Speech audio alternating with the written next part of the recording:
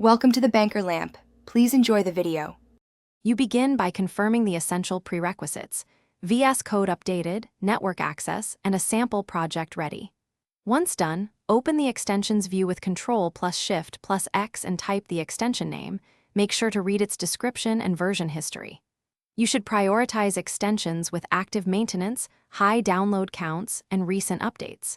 Install the first candidate, then reload the window when prompted. This gets you into the practical comparison quickly, instead of stalling on obvious setup steps. Now you run the actual comparison workflow. Install or enable the second extension, then perform identical tasks, linting, formatting, or language features, and observe behavior. Use Output and Problems panels to capture logs, and open developer tools to check console errors. This reveals conflicts and diagnostics. Measure performance by noting startup time, CPU percentage, and memory footprint while toggling each extension. This is why you test under real project load. Make notes of subtle UX differences and shortcut conflicts for the final choice.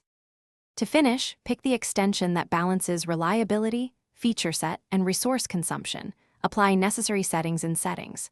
JSON and resolve key binding conflicts. Once configured, run a full project workflow to validate integration. If something goes wrong, first disable the extension and test without it, then reinstall and clear the extension cache, or run code disable extensions to isolate causes. If persistent errors appear, open the developer tools, copy the stack trace, and report it to the extension maintainer with reproducible steps.